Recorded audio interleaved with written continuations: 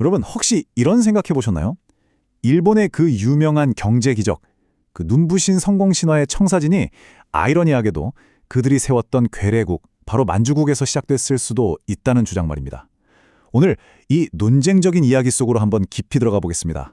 자, 처음부터 좀 도발적인 질문을 던져볼게요.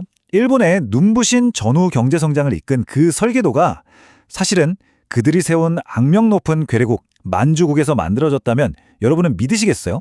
이 놀라운 주장의 실체를 한번 따라가 보시죠. 1932년에 세워진 만주국. 이 나라를 설명하는데 이보다 더 기묘하고 또 딱 들어맞는 비유가 있을까요? 역사학자 야마무로 시니치는 만주국을 그리스 신화에 나오는 괴물, 바로 키메라에 빗대었습니다. 그러니까 이 키메라라는 게 사자 머리에 양의 몸, 그리고 용의 꼬리를 가진 상상 속의 괴물이잖아요. 이 비유에 따르면 만주국을 실질적으로 지배했던 일본 관동군은 사자의 머리, 일본 천황제를 본뜬 국가는 양의 몸, 그리고 이 모든 것이 펼쳐진 무대인 중국은 용의 꼬리에 해당한다는 겁니다. 정말 기이한 조합이죠? 그만큼 서로 다른 요소들이 뒤섞여 만들어진 나라였다는 뜻입니다. 자, 그럼 이 기묘한 국가, 이 키메라를 내부에서 설계한 핵심 인물부터 한번 만나보죠. 바로 기시 노부스케라는 인물입니다. 당시 만주국은요, 사실상 몇몇 실력자들이 좌지우지하고 있었어요. 그중에서도 경제정책의 진짜 심장부, 그 중심에 있었던 인물이 바로 오늘 우리가 주목할 사람입니다. 보세요. 기시노부스케는 만주국의 산업이랑 행정을 총괄하는 핵심 자리들을 다 거쳤어요. 이게 뭘 의미하냐면 사실상 이 나라 경제 전체를 자기 손으로 설계할 수 있는 어마어마한 권한을 쥐었다는 거죠. 얼마나 자신감이 넘쳤냐면 기시 스스로 이렇게 말할 정도였습니다. 만주국은 내가 그린 작품이다. 와, 정말 대단하죠? 이 새로운 나라를 그냥 자기 비전을 마음껏 펼칠 수 있는 거대한 캔버스쯤으로 생각했던 거예요. 그렇다면 그의 작품은 도대체 어떤 철학으로 설계됐을까요? 바로 통제 경제입니다. 이게 뭐냐면 시장에 보이지 않는 손? 그런 거 말고 국가가 직접 나서서 강력한 의지로 산업을 계획하고 통제하는 시스템인 거죠. 특히 만주국은 일본 본토랑 달랐어요. 기존에 어떤 제약도 없는 말 그대로 백지 같은 땅이었거든요. 그러니 기시에게는 자신의 경제 이론을 실험해볼 완벽한 실험실이나 마찬가지였던 겁니다. 구체적으로 뭘 했냐면요. 첫째, 소유랑 경영을 분리해서 전문 경영인 체제를 만들고, 둘째, 특정 은행이 기업 자금을 도맡는 주거래 은행 시스템을 도입하고, 셋째, 노사 협조 체제를 구축했어요. 어때요? 이거 어디서 많이 들어본 것 같지 않으세요? 맞습니다. 바로 훗날 일본의 고도 성장을 이끌었던 바로 그 일본식 경영의 핵심 요소들과 정확히 똑같습니다. 하지만 이렇게 야심차게 내부에서 실험을 진행하는 것과는 별개로 밖에서는 아주 심각한 문제가 있었어요. 국제사회가 만주국을 침략의 산물이라고 보면서 엄청나게 비난했거든요. 이 거대한 모순을 해결해야 했죠. 이 만주국이라는 상품을 회의적인 세계에 팔기 위해서 아주 특별한 판매원이 필요했습니다. 그리고 그 어려운 홍보 업무를 맡은 인물은 놀랍게도 일본인이 아니었습니다. 바로 미국인 저널리스트 헨리 W. 킨이었죠. 남만주 철도, 이들이 아주 영리한 전략을 씁니다. 바로 미국인 저널리스트인 킨이를 고용한 거예요. 왜 그랬을까요? 뻔하죠?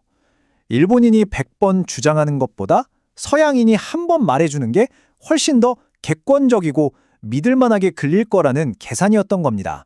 근데 키니가 맡은 임무는요, 처음부터 거의 불가능에 가까웠어요. 1931년 만주사변으로 국제적인 비난이 하늘을 찔렀죠. 국제연맹에서 조사단까지 파견될 정도로 외교적 위기가 끊이질 않았습니다.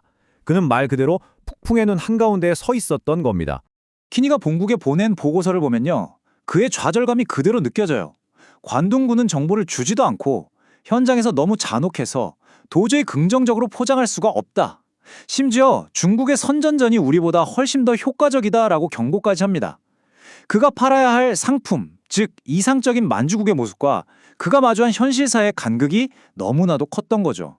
결국 만주국은 이렇게 두 개의 얼굴을 가진 나라였습니다. 내부에서는 기시가 이끄는 거대한 국가 주도 산업화라는 실험이 착착 진행되고 있었고, 외부에서는 키니가 국제사회의 비난을 막기 위한 필사적인 홍보 전쟁을 벌이고 있었던 거죠. 완전히 다른 두 세계가 동시에 돌아가고 있었던 겁니다. 자, 이제 마지막 부분입니다.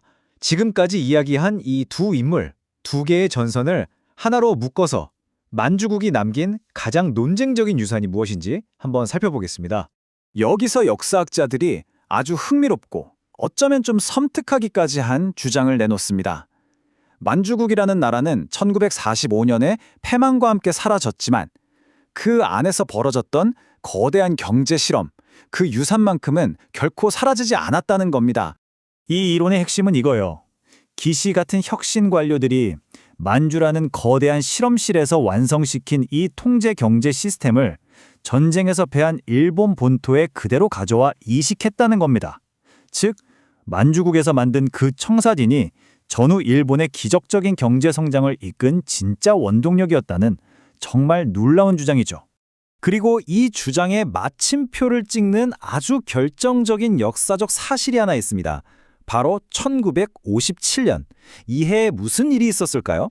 바로 만주국 경제의 총설계자였던 기시노부스케가 일본의 총리가 됩니다. 그리고 자신이 만든 바로 그 시스템으로 일본의 고도 성장을 직접 지휘하기 시작한 거죠. 물론 만주국에서 시작된 시스템이 전후 일본으로 그대로 이어졌다는 이 연속성 이론은 지금도 학계에서 많은 논쟁이 있는 뜨거운 주제입니다. 하지만 전쟁 전의 괴뢰국과 전쟁 후의 경제대국을 연결하는 이 시각은 우리가 역사를 좀 더 입체적으로 이해하는 데 아주 중요한 관점을 제공해 주는 건 분명해요. 그래서 오늘 이야기를 이 질문으로 마무리해볼까 합니다. 만약 일본 경제 기적의 프로토타입이 정말로 만주국이었다면, 그렇다면 우리는 그 화려한 성공이라는 최종 결과물의 복잡하고도 논쟁적인 기원에 대해서 다시 한번 깊이 생각해봐야 하지 않을까요?